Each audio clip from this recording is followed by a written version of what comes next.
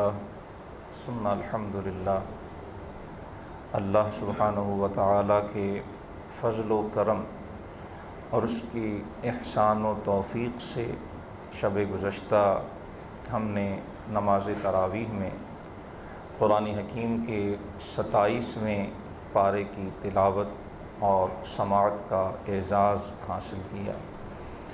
عرض و التجا ہے کہ اللہ سبحانہ و تعالی ہمارا پڑھنا سننا اپنی بارگاہ میں قبول و منظور فرمائے، ہماری غلطیوں کوتاہیوں سے درگزر فرمائے اور اسے ہمارے لیے، ہمارے ماں باپ کے لیے اور ساری امت کے لیے مغفرت و بخشش اور ہدایت و نجات کا ذریعہ فرمائے۔ 27ویں پارے کا آغاز سورہ ذاریات کی آیا نمبر 31 سے ہوتا ہے۔ یہ سورہ مبارکہ بھی مکی ہے اور اس میں کل 60 آیات اور 3 رکوع ہیں۔ ایک بار پھر اللہ تعالیٰ کی قدرتیں، اس کی وحدانیت، اس کی عظمت، اس کا مقام، آخرت کا عقیدہ اور عقیدہ رسالت، اس سورہ مبارکہ میں بھی ایک بار پھر اللہ پاک نے قرآن حکیم کے معجزانہ اسلوب میں ارشاد فرمایا۔ ہواؤں کی مختلف جو قسمیں ہیں ان کی قسم ارشاد فرمائی گئی اور بتایا کہ یہ کائنات، یہ ہوائیں جو بادل بھی برساتی ہیں، جو تیز آندھی کے طور پر بھی چلتی ہیں اور جو اللہ کے مقرر کیے ہوئے جو احکام قضاء و قدر ہیں اس کی مخلوق تک پہنچاتی ہیں، یہ ہوائیں گواہ ہیں کہ اس کائنات کو پیدا کرنے والا وحدہ لا شریک، اور جو قیامت کا تم سے وعدہ کیا گیا وہ وعدہ سچا ہے۔ اہل ایمان کو جنت میں ملنے والی نعمتوں کا تذکرہ ایک بار پھر یہاں پر فرمایا گیا۔ انسان کو اپنے ارد گرد پھیلی ہوئی کائنات میں غور و فکر کرنے کی دعوت دی گئی اور آیا نمبر 21 میں فرمایا وفی انفسکم، اگر آسمانوں کی وسعتوں میں تم غور نہیں کر سکتے، زمین کی پہنائیاں اور جو رنگ رنگ کی اللہ کی نعمتیں ہیں وہ تمہیں اپنی طرف متوجہ نہیں کرتی، تو کم از کم اپنی ذات میں ہی غور کر کے دیکھو۔ اپنے وجود میں اگر تم غور کرو گے تمہیں اپنے وجود کے اندر اللہ کی قدرت کی بے پناہ نشانیاں دکھائی دیں۔ افلا تبصرون، کیا تم ہدایت کی نگاہ سے دیکھتے نہیں؟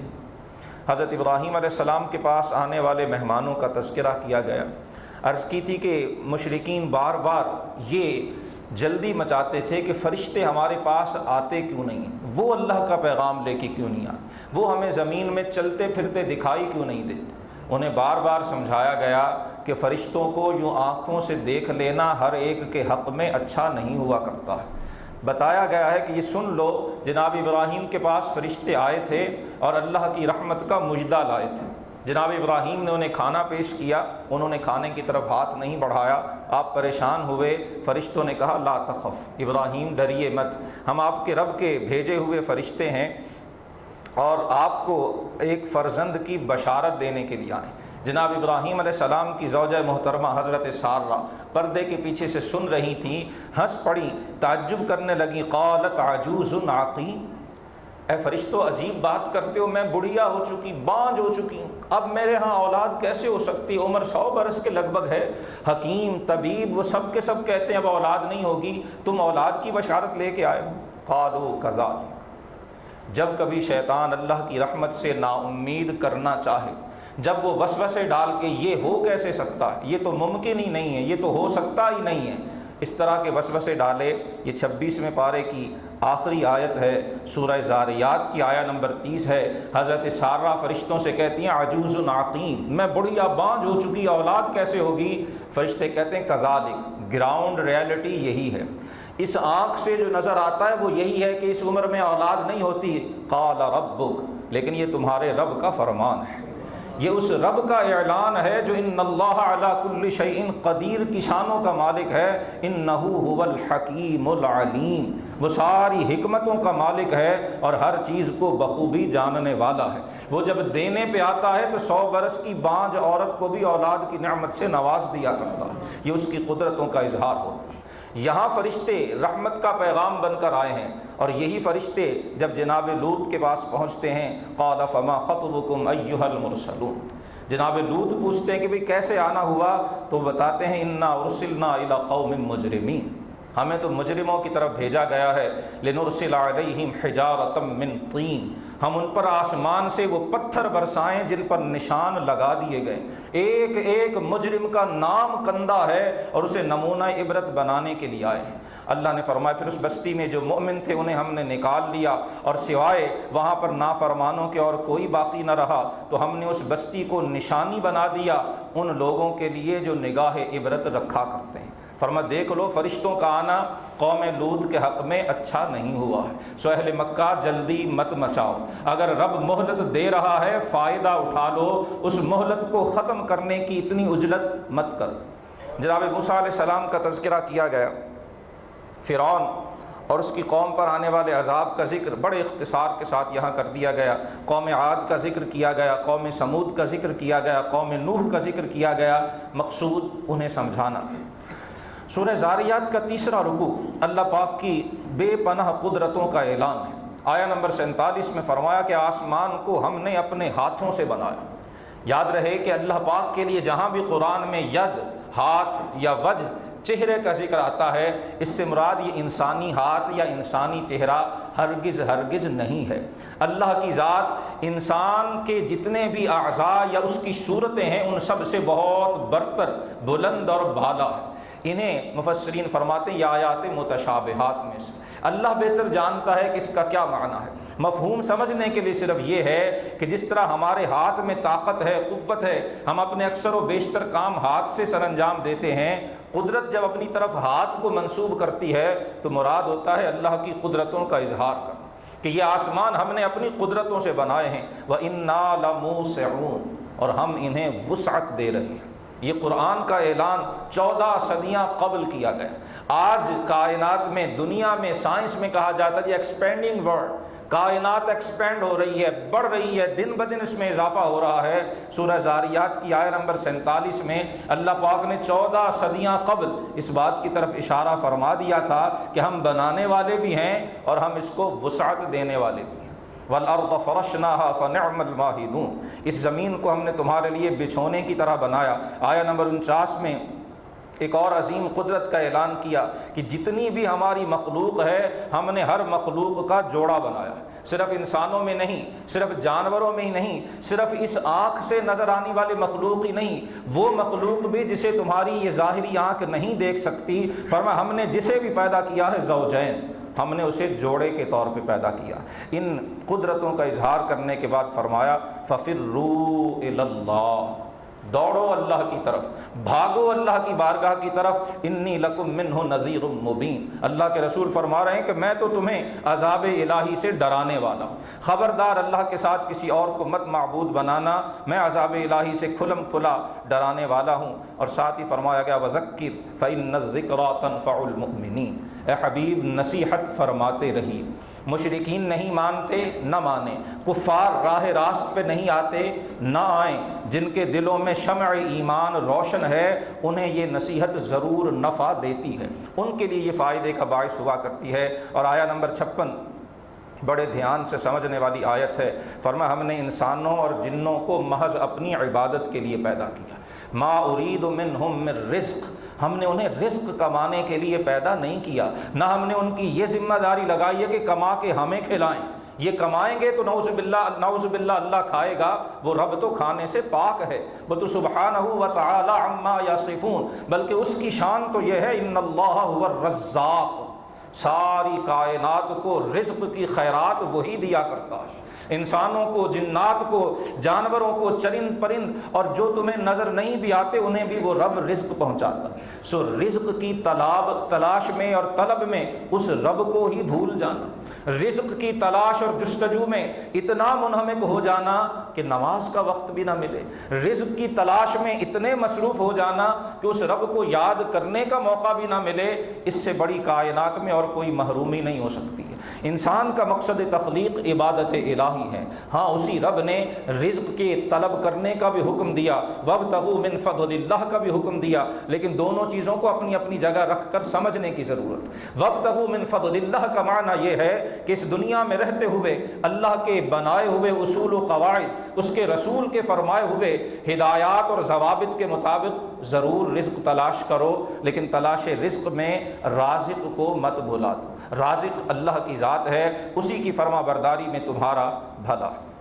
سورہ طور اگلی سورہ مبارکہ ہے، یہ بھی مکی صورت ہے، 49 آیتوں اور 2 رکوعوں پہ یہ سورہ مبارکہ مشتمل ہے۔ ایک بار پھر کوہ طور کی قسم ارشاد فرمائی گئی، لکھی ہوئی کتاب کی قسم ارشاد فرمائی گئی، بیت المعمور آسمانوں کی بلند جو چھت ہے اس کی، اور سلگتے ہوئے سمندروں کی قسم ارشاد فرما کے کہا ان عذاب ربک لواقع، تمہارے رب کا عذاب وہ ضرور واقع ہو کے رہے گا، ما لہ من دافع، کوئی پھر اسے روک نہیں سکے گا۔ جب مہلت ختم ہوگی وہ عذاب آئے گا تو پھر کوئی اسے ٹال نہیں سکے گا۔ میدان قیامت کے احوال، محشر کے احوال ایک بار پھر ذکر کیے گئے، اہل تقوی اور اہل اطاعت کو ملنے والی نعمتوں کا ذکر کیا کہ وہ باغات اور نعمتوں میں ہوں گے، طرح طرح کے پھل ان کا رب انہیں عطا فرمائے گا۔ عذاب جہنم سے اللہ اپنے فرما بردار بندوں کو پناہ عطا فرمائے گا، حکم ہوگا کہ کھاؤ پیو خوش دلی کے ساتھ، یہ بدلہ ہے تمہارے ان اعمال کا جو تم دنیا میں کیا کرتے۔ وہ شاندار نشست گاہوں پہ تکیہ لگا کے بیٹھے ہوں گے، ہم حور عین کے ساتھ ان کا نکاح کریں گے، ایمان والے بھی اور جو ان کی اولاد میں سے ایمان کے ساتھ ان کے پیروکار ہوں گے، ہم ان اولاد کو بھی ان ایمان والے ماں باپ کے ساتھ ملا دیں گے، اور ہم کسی کے عمل میں کوئی کمی نہیں کریں گے، ہر شخص اپنے ہی کیے ہوئے کا مرہون ہے۔ اسی طرح سے ذکر کیا گیا کہ اہل جنت سے جب پوچھا جائے گا کہ یہاں جو نت نئی اور طرح طرح کی نعمتیں ہیں یہ کیسے نصیب ہوئیں، تو وہ بتائیں گے کہ ہم دنیا میں اللہ سے ڈرا کرتے تھے، انا کنا قبل فی اہلنا مشفقین، جب ہم دنیا میں تھے اپنے اہل و عیال میں تھے، ہم اپنے رب کے عذاب سے بے خوف نہیں تھے، ہم شتر بے مہار کی طرح من مانیاں نہیں کرتے تھے، ہم اپنے رب کی فرما برداری کی کوشش کیا کرتے تھے۔ سو اس رب نے ہم پر احسان کیا اور ہمیں عذاب سموم، جہنم اور دوزخ کی سخت اور تیز اور گرم ہوا سے اللہ نے ہمیں محفوظ فرما لیا۔ دوسرے رکوع کے اندر مشرکین کی لا یعنی سوالات کا ذکر اور ان کی تردید کی گئی، کبھی فرشتوں کو رب کی بیٹیاں کہا جاتا، کبھی کوئی بات کبھی کوئی بات، فرمایا سبحان اللہ عما یشرکون، یہ جس کو بھی رب کا شریک ٹھہراتے ہیں اللہ کی ذات اس سے بہت برتر بلند و بالا ہے، اور ان کی طرف سے ملنے والی ایذاؤں اذیتوں کا علاج اپنے حبیب صلی اللہ علیہ وسلم کو یہ کہہ کے ارشاد فرمایا گیا وَاصْبِرْ لِحُکْمِ رَبِّکَ، اے محبوب یہ اپنی زبان سے بھی آپ کو اذیت دیتے ہیں، اپنے ہاتھوں سے بھی آپ کے لیے تکلیف کا باعث بنتے ہیں، آپ اپنے رب کے حکم پہ ثابت قدم رہیے، اِنَّكَ بِأَعْيُنِنَا، آپ تو ہماری نگاہ کرم میں بستے ہیں، اللہ کی نگاہ لطف و رحمت سدا آپ پہ رہتی ہے، اپنے رب کی تسبیح اور اس کی حمد بیان کرتے رہیے۔ جب رات کے وقت آپ قیام میں کھڑے ہوتے ہیں اور فسبح وادبار النجوم، اور جب ستارے ڈھلتے ہیں اس وقت بھی آپ اپنے رب کی حمد و ثنا بیان کیا۔ سورہ نجم اگلی صورت ہے، یہ بھی مکی ہے، 62 آیات اور 3 رکوعوں پہ یہ سورہ مبارکہ مشتمل ہے۔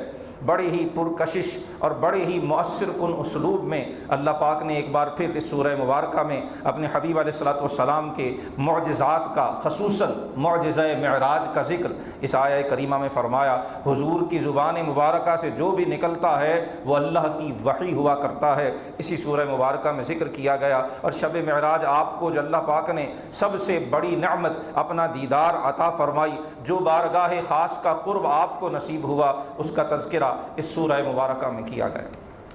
اس سورہ مبارکہ کے آخری رکوع میں ایک بار پھر اللہ کی قدرتوں کو بڑے ہی پرتاثیر اسلوب میں بیان کیا گیا کہ ہنسانے والا بھی وہی ہے، رلانے والا بھی وہی ہے، موت دینے والا بھی وہی ہے، زندگی بخشنے والا بھی وہی ہے۔ ہر جو مرد اور عورت سے کائنات میں انسانوں کا اور مخلوق کا نظام آگے چلانے والا بھی وہی ہے، اور اسی پروردگار کی قدرت میں ہے کہ وہ دوبارہ بھی تمہیں زندہ فرمائے گا۔ دولت بخشنے والا بھی وہی ہے اور فقر میں مبتلا کرنے والا بھی وہی ہے۔ ساری کائنات کا پروردگار وہی ہے۔ پہلی قوم عاد کو بھی اسی نے ہلاک کیا، سمود اور قوم نوح بھی اپنے گناہوں کی وجہ سے نمونہ عبرت بنائے گئے۔ فَبِأَيِّ آلَاءِ رَبِّكَ تَتَمَارَىٰ، اپنے رب کی کون کون سی نعمتوں کو تم جھٹلاتے رہو۔ سورۃ القمر اگلی سورہ مبارکہ ہے، 55 آیات اور 3 رکوعوں پہ یہ سورہ مبارکہ مشتمل ہے۔ پہلی آیت میں رسول اللہ صلی اللہ علیہ وسلم کے معجزہ شق قمر، چاند کے 2 ٹکڑے ہونے کا جو معجزہ اللہ نے اپنے حبیب علیہ الصلوۃ والسلام کو عطا فرمایا، اس کا ذکر اس سورہ مبارکہ کی پہلی آیت میں کیا گیا، اور اس کے بعد پھر مشرکین جو آپ صلی اللہ علیہ وسلم کی نبوت و رسالت پر اعتراض کرتے تھے اس کا تذکرہ کیا گیا، اور پھر بڑے پرتاثیر اسلوب میں مختلف قوموں کا ذکر ہے۔ قوم نوح کا ذکر کیا گیا، قوم ہود کا، قوم سمود کا، قوم لوط کا ذکر، ان پر آنے والے اللہ کے عذابوں کا تذکرہ، اور ساتھ ہی ساتھ میں یہ تنبیہ فَكَيْفَ كَانَ عَذَابِي وَنُذُرِ۔ اے محمد الرسول اللہ کی نبوت کو جھٹلانے والوں، دیکھتے نہیں کہ پہلی قوموں پہ میرا عذاب کیسے آیا؟ پہلی قوموں نے جب اللہ کے بھیجے ہوئے رسولوں کو جھٹلایا تو ان کا انجام کیا ہوا؟ وَلَقَدْ يَسَّرْنَا الْقُرْآنَ لِلذِّكْرِ فَهَلْ مِن مُدَّكِرٍ۔ ہم نے اس قرآن کو نصیحت کے لیے آسان کر دیا، سو ہے کوئی نصیحت حاصل کرنے والا؟ ان ساری قوموں کا تذکرہ کر کے آخری رکوع میں فرمایا اکفارکم خیر من اولئکم۔ اے حبیب، کیا آپ کے دور کے کفار، یہ مشرکین مکہ، ان ساری قوموں سے بڑھ کر طاقتور ہیں؟ کیا وہ ان ساری قوموں سے بڑھ کر متمدن ہیں؟ کیا وہ ان ساری قوموں سے بڑھ کر زیادہ مال و دولت اور زیادہ جاہ و حشمت رکھتے ہیں؟ ایسا ہرگز ہرگز نہیں ہے۔ ام لکم براءۃ فی الزبر، یا یہ کہتے ہیں کہ ان کو لکھ کر دے دیا گیا ہے کہ ان پر کبھی عذاب نہیں آئے گا، یہ کوئی ایسی سند رکھتے ہیں؟ ان دونوں میں سے کوئی بات نہیں، تو پھر انہیں عذاب الہی سے بے خوف نہیں ہونا چاہیے۔ سَيُهْزَمُ الْجَمْعُ وَيُوَلُّونَ الدُّبُرَ، ان کی جمعیت وہ شکست کھائے گی اور یہ پیٹھ پھیر کے بھاگے گی۔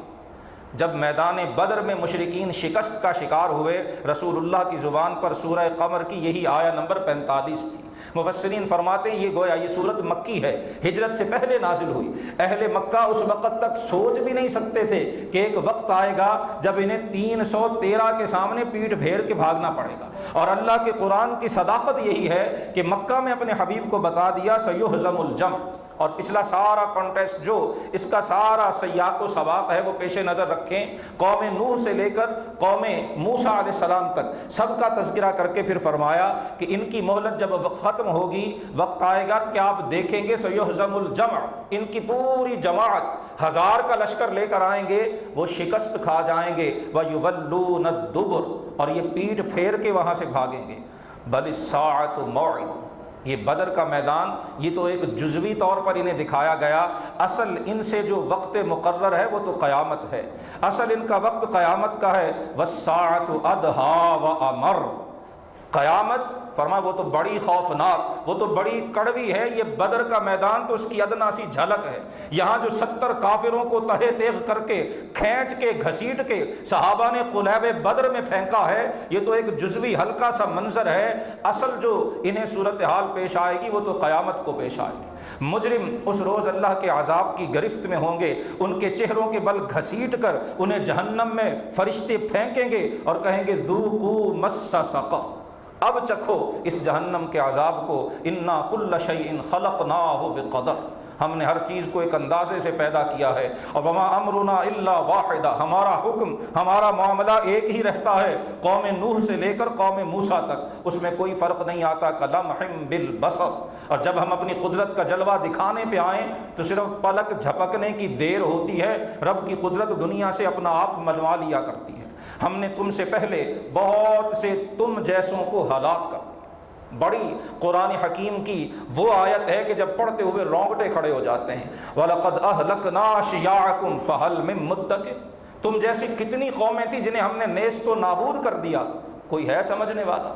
وَكُلُّ شَيْءٍ فَعَلُوهُ فِي الزُّبُرِ، وہ جو بھی کرتے ہیں ہم الواح میں، ہم تختیوں میں اسے لکھ رہے ہیں۔ وَكُلُّ صَغِيرٍ وَكَبِيرٍ مُسْتَطَرٍ، یہ نہ سمجھنا کہ میرے محبوب کے دل کو اذیت دینے والا تمہارا کوئی ایک جملہ بھی قلم قدرت سے کہیں رہ جائے گا، فرمایا تمہاری کہی ہوئی ایک ایک بات چھوٹی ہو یا بڑی وہ لکھی جا رہی ہے۔ ان المتقین فی جنات و نہر، اگر مجرموں کا یہ انجام ہوگا تو متقین اللہ کے باغات اور رب کی نعمتوں کی نہروں میں ہوں گے۔ فی مقعد صدق، وہ سچ کی شاندار نشست پہ ہوں گے۔ عند ملیک مقتدر، قوتوں والے بادشاہ کا قرب خاص انہیں نصیب ہوگا۔ اس کے بعد پھر آگے وہ صورت شروع ہوتی ہے جسے زبان نبوت نے عروس القرآن، قرآن کی دلہن ارشاد فرمایا۔ سورہ رحمان مدنی ہے، 78 آیات اور 3 رکوع ہیں۔ اللہ کی قدرتوں کے جو جلوے جس انداز اور شان سے سورہ رحمان میں ذکر ہوئے ہیں وہ اسی کا حصہ ہے۔ الرحمن، وہ تو بڑا مہربان ہے، اسی نے قرآن سکھایا، انسان کو پیدا کیا، اسے اپنے اظہار ما فی الضمیر کی طاقت عطا فرمائی، سورج اور چاند کے لیے حساب مقرر کر دیا، جو بغیر تنے کے درخت اور پودے وغیرہ ہیں، جو بیل بوٹے ہیں وہ بھی اور تنے والے درخت بھی اسی کے حکم کے آگے سر جھکائے ہوئے ہیں۔ اسی نے آسمانوں کو بلند کیا، اسی نے ترازو کو اتارا اور حکم دیا کہ تول کے اندر کمی نہ کی جائے، ناپ تول کو پورا پورا رکھو، کسی کا حق غصب مت کرو۔ زمین کو ہم نے مخلوق کے لیے جو ہے وہ پیدا فرما دیا، اس میں پھل بھی ہیں، اس میں کھجوریں بھی ہیں جس کا پھل خوشوں میں لپٹا ہوا ہوتا ہے، اس میں دانے بھی ہیں جن کے ساتھ بھوسا بھی ہوتا ہے، اس میں طرح طرح کے پھل پھول بھی ہیں۔ فَبِأَيِّ آلَاءِ رَبِّكُمَا تُكَذِّبَانِ، اے جن و انس اپنے رب کی کون کون سی نعمتوں کو جھٹلاؤ گے۔ حضور نے سورہ رحمان پڑھی، صحابہ کرام خاموشی سے سنتے رہے۔ جب آپ نے مکمل فرما لی، فرمایا صحابہ تم سے تو جنات بہتر تھے۔ فرمایا جب میں نے جنات کے سامنے یہ صورت پڑھی، میں جب بھی پڑھتا تھا فَبِأَيِّ آلَاءِ رَبِّكُمَا تُكَذِّبَانِ، جنات کہتے تھے مولا ہم تیری کسی نعمت کا انکار نہیں کرتے ہیں، الہی ہم تیری نعمتوں کا اعتراف کرتے ہیں، مولا ہم تیری نعمتوں کو مانتے ہیں، الہی ہم تیری نعمتوں کا شکر ادا کرتے ہیں۔ انسان کے کھن کھناتی ہوئی مٹی سے پیدا کرنے کا ذکر ہوا، اور جنات کے بغیر شعلے کی آگ سے پیدا کیے جانے والے کا ذکر کیا گیا۔ اس کے بعد اللہ کے مشرقین و مغربین کے رب ہونے کا ذکر کیا گیا، سمندروں میں موجود نعمتوں کا ذکر کیا گیا، بڑے بڑے بادبانی جو جہاز چلا کرتے تھے انہیں اللہ کی قدرت کی نشانی ارشاد فرمایا گیا۔ ان ساری نعمتوں کا تذکرہ کر کے آیا نمبر 26 میں فرمایا کل من علیہا فان، یاد رکھنا یہ سب فنا ہو جائے گا۔ یہ سطح سمندر پہ چلنے والے بڑے بڑے شہر نما جہاز یا خشکی پہ چلنے والی سواریاں، یہ تمہارے محلات، یہ پھل پھول، یہ غذائیں، یہ رہائش گاہیں، کل من علیہا فان، اور یہی کیا خود تمہارا اپنا وجود، فرمایا سب کچھ فنا ہو جائے گا، بقا اگر کسی کو ہے تو اس ذات کو ہے جو ذو الجلال والاکرام، جو عزت اور بزرگی کے لائق ہے۔ فَبِأَيِّ آلَاءِ رَبِّكُمَا تُكَذِّبَانِ، بتایا ساری مخلوق اسی کے آگے جھولیاں پھیلاتی ہے، ساری مخلوق منگتا ہے، داتا وہی ہے، دینے والا وہی ہے، عطا فرمانے والا وہی ہے۔ آسمانوں میں نظر نہ آنے والی مخلوق ہو یا زمین کے سینے پہ رینگنے اور چلنے والے انسان ہوں، فرمایا سب کے سب اسی کے در کے بھکاری ہیں۔ کل یوم ہوا فی شان، ہر روز جب دن طلوع ہوتا ہے اس پروردگار کی قدرتوں کا ایک نیا جلوہ دکھائی دیتا۔ کل جو بیمار تھا آج وہ تندرست ہے، جو کل تندرست تھا آج وہ صاحب فراش ہے، کل جو تاج و تخت کا مالک تھا آج وہ گلیوں میں ٹھوکریں کھا رہا ہے، اور کل جسے پوچھتا کوئی نہیں تھا آج اسے مسند تاج پہ بٹھا دیا گیا ہے۔ فَبِأَيِّ آلَاءِ رَبِّكُمَا تُكَذِّبَانِ، یہ تمہاری رب کی قدرتوں کے جلوے ہیں، سو تم کسے کسے جھٹلاؤ گے۔ بتایا انسان اور جنات تم سب کا حساب ہوگا، میدان محشر قائم کیا جائے گا، یہ کائنات فدا ہو جائے گی، اور وہ روز ایسا واضح ہوگا کہ مجرم انہیں نام عمل دیکھنے کی ضرورت ہی نہیں پڑے گی، ان کی چہرے اور ان کی پیشانیاں بتا دیں گی کہ یہ مجرم ہے۔ جیسے دوسرے مقام پر فرمایا کہ اس دن کچھ چہرے سیاہ ہوں گے، یوم تبیض وجوہ وتسود وجوہ، نام عمل دیکھنے کی ضرورت ہی نہیں ہوگی، لمبے چوڑے دفتروں کو چھاننے کی ضرورت ہی نہیں پڑے گی، چہرے بول بول کے بتا دیں گے کامیاب کون ہے ناکام کون ہے۔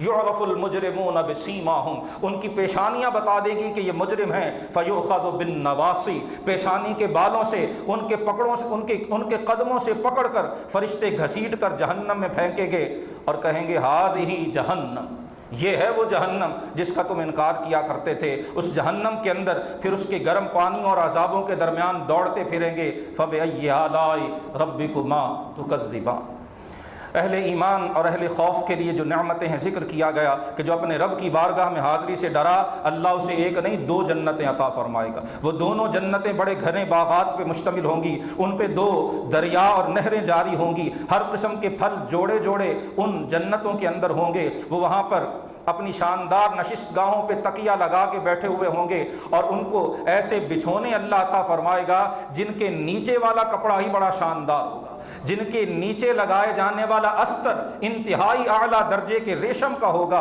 وَجَنَى الْجَنَّتَيْنِ دَانٍ، وہ درختوں کے پھل ان کے اوپر جھکے ہوئے ہوں گے۔ فَبِأَيِّ آلَاءِ رَبِّكُمَا تُكَذِّبَانِ، وہ حوریں ازواج اللہ عطا فرمائے گا جن کی نگاہیں بار حیا سے جھکی رہتی ہیں، اور یہ وہ حوریں ہیں جنہیں جنتیوں سے پہلے کسی انسان اور جن نے چھوا بھی نہیں ہوگا، وہ یاقوت و مرجان کی طرح حسن و جمال کا مرکز ہوں گی۔ فَبِأَيِّ آلَاءِ رَبِّكُمَا تُكَذِّبَانِ هَلْ جَزَاءُ الْإِحْسَانِ إِلَّا الْإِحْسَانُ۔ بتا دیا کہ جس بلال نے لا الہ الا اللہ کہنے کے لیے پتھر کھائے ہیں، گلیوں میں گھسیٹا گیا ہے، اللہ کی توحید، رب کے عدل کا تقاضا ہے کہ بلال کی قربانیاں رائگاں نہ جائیں۔ احسان کا بدلہ احسان ہوا کرتا ہے۔ جس نے رب کی بندگی کے اظہار کے لیے دنیا میں تکلیفیں جھیلی ہیں، اللہ میدان محشر میں تکلیف برداشت کرنے والے اپنے بندوں کے اجر کو ضائع نہیں فرمائے گا۔ وہ رب احسان کا، بھلائی کا بدلہ احسان کے ساتھ عطا فرمائے گا۔ فرمایا ان کے علاوہ بھی 2 باغات ہیں، بڑے ہی گہرے سبز ہیں، ان میں بڑے شاندار پھوٹنے والے چشمے ہیں، پھل ہیں، کھجور ہے، انگور ہے، اس کے اندر بڑی عمدہ اور بہترین بیویاں ہیں جنہیں اللہ پاک نے خیموں میں ان کے لیے مقصور اور محدود فرمایا ہوا ہے، کسی انسان اور جن نے اس سے پہلے انہیں چھوا نہیں۔ شاندار سبز رنگ کے تختوں پہ وہ تکیہ لگائے بیٹھے ہوئے ہوں گے۔ فَبِأَيِّ آلَاءِ رَبِّكُمَا تُكَذِّبَانِ، فرمایا برکت والا ہے تمہارے رب کا نام جو ذی الجلال والاکرام۔ سورۃ الواقعہ اس سے اگلی سورہ مبارکہ ہے، 96 آیات اور 3 رکوعوں پہ یہ سورہ مبارکہ مشتمل ہے۔ واقعہ قیامت کے ناموں میں سے ایک نام ہے جس کا مطلب ہے کہ ہو کے رہنے والی، جسے کوئی ٹال نہیں سکتا، اور قرآن حکیم نے اس دن کی ایک صفت یہاں آیا نمبر 3 میں ارشاد فرمائی، خافضۃ الرافعہ۔ خافضہ مطلب ہوتا ہے کسی کو نیچے جھکا دینے والی، اور رافعہ کا مطلب ہے کسی کو بلند کر دینے والی۔ فرمایا جب قیامت قائم ہوئے گی تو دنیا میں جو بڑے اونچے اونچے رہتے تھے وہ اس دن جھکا دیے جائیں گے، جو اللہ کے مجرم اور نافرمان ہوں گے انہیں ذلتوں کی پستیوں میں پھینک دیا جائے گا، اور جنہیں دنیا والے بڑی حقارت کی نظر سے دیکھا کرتے تھے، رافعہ جو صاحب ایمان ہے، اللہ اس دن ان کے درجے بلند فرمائے گا، انہیں وہ شان، وہ عزت اور وہ مقام عطا فرمائے گا کہ جو ان کے وہم و گمان میں بھی نہیں ہوگا۔ پھر قیامت کے احوال ذکر کرتے ہوئے فرمایا کنتم ازواجا ثلاث، فرمایا تمہارے اس دن 3 گروہ ہوں گے اہل ایمان کے، اصحاب الیمین دائیں جانب والے، تمام انسانوں کے 3 گروہ ہوں گے، ایک دائیں جانب والے، ایک بائیں جانب والے، اور ایک سابقون۔ پھر ان تینوں گروہوں کا انجام ذکر کیا گیا۔ فرمایا جو سابقون ہیں یہی اللہ کے سب سے قریبی بندے ہوں گے، یہ نعمتوں کے باغات میں ہوں گے، پہلی اس امت کے پہلے حصے میں بہت بڑی تعداد ہوگی اور بعد والوں میں بہت تھوڑے ہوں گے۔ وہ علی سرر موضونہ، تخت بچھے ہوئے ہوں گے جن پہ وہ بادشاہوں کی طرح تکیہ لگا کر ایک دوسرے کے آمنے سامنے بیٹھے ہوں گے، ان کے سامنے جنت کے خادم طرح طرح کی نعمتیں، مشروبات اور مطعومات لے کے گھوم رہے ہوں گے، اور وہ شراب طہور کے جام پئیں گے جن سے نہ سر دکھے گا نہ وہ مدہوش ہوں گے، طرح طرح کے پھل ان کے سامنے ہوں گے، پرندوں کا گوشت جو ان کا جی چاہے گا انہیں عطا کیا جائے گا، اور مخفی اور چھپی ہوئی موتیوں جیسی خوبصورت بیویاں حور عین اللہ انہیں عطا فرمائے گا۔ یہ بدلہ ہوگا ان کی ان قربانیوں، ان سختیوں اور تکلیفوں کا جو راہ ایمان میں انہوں نے دنیا میں جھیلی ہوں گی۔ جنت کی ایک صفت یہاں آیا نمبر 25 میں ذکر فرمائی، فرمایا جنتی جنت میں کوئی بیہودہ بات سنیں گے بھی نہیں۔ جنتی کا بیہودہ بات کرنا تو درکنار، اللہ جنتی کی سماعت اور کان کو بیہودہ بات سننے سے بھی محفوظ رکھے گا۔ ولا تأثیما، کوئی گناہ والی بات جنتی کے کان میں بھی نہیں پڑے گی۔ دنیا کی وہ محفل جو بیہودہ باتوں سے، فضول باتوں سے محفوظ ہے وہ اہل جنت کی محفل کے مانند ہے، اور جہاں بیہودہ باتیں اور فضول گفتگو ہوتی ہے وہ کتنی ہی اچھی جگہ پہ کیوں نہ ہو وہ اہل جنت کی صفت پہ نہیں۔ فرمایا ان کے کانوں میں اگر کوئی آواز پڑے گی تو سلام سلام کی آوازیں ہوں گی۔ اصحاب یمین کے عمدہ انجام کا ذکر کیا گیا، اور پھر اصحاب شمال جنہیں بائیں ہاتھ میں نام عمل دیا جائے گا ان کے برے انجام کا ذکر ہوا۔ یہ مشرکین و کفار اور فساق و فجار ہوں گے جو جہنم کے طرح طرح کے عذابوں میں مبتلا ہوں گے۔ دوسرے رکوع میں اللہ پاک نے اپنی قدرتوں کی طرف ایک بار پھر متوجہ کیا کہ جسے یہ شبہ ہے کہ اللہ مردوں کو دوبارہ زندہ کیسا کرے گا، فرمایا کیا تم دیکھتے نہیں ہو کہ ہم نے تمہیں پہلی بار کیسے پیدا کیا تھا؟ اگر ہم ایک قطرہ آب سے تمہیں تخلیق کر سکتے ہیں، ہم قبروں والوں کو بھی دوبارہ زندہ کر سکتے ہیں۔ کیا تم کھیتی کو نہیں دیکھتے ہو؟ ہم ایک بیج سے تمہیں کیسے فصل عطا فرماتے ہیں۔ کیا بادلوں سے برسنے والے پانی کو نہیں دیکھتے ہو؟ ہم کیسے اسے تمہارے لیے برساتے ہیں۔ اگر ہم چاہیں تو اس برسنے والے پانی کو کڑوا کر دیں، فلولا تشکرون، تو تم اپنے رب کا شکر ادا کیوں نہیں کرتے کہ وہ بادلوں کے پانی کو میٹھا کر کے تمہارے لیے برساتا۔ فرمایا یہ آگ جو تم جلا کے اپنے طرح طرح کے کام اس سے لیتے ہو، یہ بھی اللہ کی ایک نعمت ہے۔ فسبح بسم ربک العظیم، اپنے رب عظیم کے اسم مبارک کی تسبیح پڑھا کرو، پاکی بیان کیا کرو جس رب نے تمہیں یہ نعمتیں بخشی۔ سورہ حدید مدنی ہے، 29 آیات اور 4 رکوعوں پہ یہ صورت مشتمل ہے، اور یہ وہ پہلی صورت ہے جس کا آغاز سبح للہ ما فی السماوات والارض سے ہوتا ہے کہ آسمان و زمین کی ہر چیز اللہ کی تسبیح بیان کرتی ہے۔ رب العزت کی قدرتوں کا ذکر یہاں ایک اور انوکھے انداز میں کیا گیا، اور آیا نمبر 7 میں دعوت دی گئی۔ یہ صورت جو کہ مدنی ہے، ہجرت کے بعد نزول ہوا ہے، مختلف مواقع پر راہ خدا میں مال خرچ کرنے کی ضرورت پڑا کرتی، اللہ کے رسول اعلان کرتے، جو اہل ایمان تھے وہ اپنی بساط پر حصہ لیتے، منافقین کنی کتراتے اور راہ خدا میں خرچ کرنے سے جھجکا کرتے تھے۔ دونوں جو گروہ ہیں ان کا انجام اور ان کی عمدہ صفات اور ان کے احوال یہاں ذکر کر دیے گئے۔ بتایا کہ تم راہ خدا میں کیوں نہیں خرچ کرتے، اللہ ہی ساری کائنات کا مالک، اور ساتھ ہی بتا دیا کہ جس نے فتح مکہ سے پہلے اپنا مال خرچ کیا ہے اس کا درجہ اللہ کی بارگاہ میں بہت بلند ہے۔ جس نے فتح مکہ سے پہلے جہاد میں حصہ لیا ہے اس کا درجہ بہت بلند ہے، اور جس نے بعد میں خرچ کیا یا جہاد کیا ہے اس کا رتبہ پہلوں کی طرح نہیں ہے۔ ہاں وَكُلًّا وَعَدَ اللَّهُ الْحُسْنَى، تمام سے، بھلے وہ فتح مکہ سے پہلے مسلمان ہونے والے صحابہ ہوں یا فتح مکہ کے بعد جنہیں رسول اللہ کی زیارت اور صحبت نصیب ہو گئی، سورہ حدید کی آیا نمبر 10 میں اعلان کر دیا کہ ان سب سے اللہ نے حسنہ کا وعدہ فرما دیا، اور حسنہ یہ جنت کے ناموں میں سے ایک نام ہے۔ رسول اللہ کا ہر صحابی جنتی ہے، اور یہ سورہ حدید کی آیا نمبر 10 میں اللہ کا اعلان ہے، واللہ بما تعملون خبیر۔ اب اگر کوئی کہے کہ جن کی تو جنگیں ہوئی تھی، جنگ صفین ہوئی تھی، جنگ فلاں اور جنگ فلاں ہوئی تھی، وہ سورہ حدید جہاں اللہ نے تمام صحابہ سے جنت کا وعدہ کیا ہے اس کا یہ آخری جملہ پڑھ لیں، واللہ بما تعملون خبیر، تم جو بھی کرتے ہو اللہ اس سے باخبر ہے۔ اللہ کو بھی پتا ہے یہ جنگیں ہوئی تھیں، رب العالمین کے بھی علم ہے کہ یہ جنگیں ہونا تھیں، ان سب کے باوجود اللہ نے اعلان فرمایا کہ حضور کا ہر صحابی وہ جنت تھی۔ صحابہ اگر کوئی کسی صحابی کے بارے میں اپنی زبان کو آلودہ کرتا ہے تو اللہ کے اس اعلان کے خلاف طرز عمل اختیار کرتا ہے۔ دوسرے رکوع میں ایک بار پھر اہل جنت کے عمدہ انجام کا اور جہنمیوں کے برے انجام کا تذکرہ کیا گیا، اور تیسرے رکوع میں دنیا کی زندگی کو کھیل کود، زینت اور آپس میں صرف ایک دوسرے پر فخر اور ایک دوسرے سے مال اور اولاد میں سبقت لے جانے کی کوشش قرار دیا گیا۔ فرمایا دنیا کی زندگی تو نرا دھوکے کا سامان ہے۔ اسی سورہ مبارکہ کی آیا نمبر 25 میں بتایا کہ اللہ نے جو نعمتیں تمہیں بخشی ہیں ان میں سے ایک نعمت یہ بھی ہے کہ اللہ نے لوہے کو نازل فرمایا۔ نازل فرمانے سے مراد کہ اس کے ذخائر اللہ نے سینہ زمین کے اندر چھپا دیے، جیسے حامیم السجدہ میں فرمایا تھا وَقَدَّرَ فِيهَا أَقْوَاتَهَا، زمین کو اللہ نے پیدا بھی فرمایا، بچھونا بھی بنایا، اور اس میں تمہارے رزق کو اللہ نے مقدر بھی فرما دیا۔ یہ لوہا اللہ کی عظیم نعمت ہے جس کا تذکرہ اس صورت میں کیا گیا۔ فرما فیہ بأس شدید، اس میں ہم نے بڑی قوت رکھی ہے، ومنافع للناس، اور انسانیت کے لیے بڑے نفع رکھے۔ آج 21ویں صدی میں بھی اور ہر دور کے اندر لوہے کی قدر و منزلت اور اس کی افادیت وہ اپنی جگہ اہم رہی ہے۔ قرآن حکیم نے اس کا اعلان کر کے بتا دیا کہ یہ کتاب اس کائنات کے بنانے والے کی طرف سے اتاری گئی ہے۔ ان اللہ قوی عزیز، بے شک اللہ ہر چیز سے بڑھ کر طاقتور اور ہر چیز پر غالب ہے۔ اور اختتام صورت بھی اللہ پاک کے اس اعلان سے کیا گیا کہ سارے کا سارا فضل اللہ کے قبضے میں ہے، وہ جسے چاہتا ہے اپنے فضل سے نوازا کرتا ہے، کوئی اس سے پوچھ نہیں سکتا۔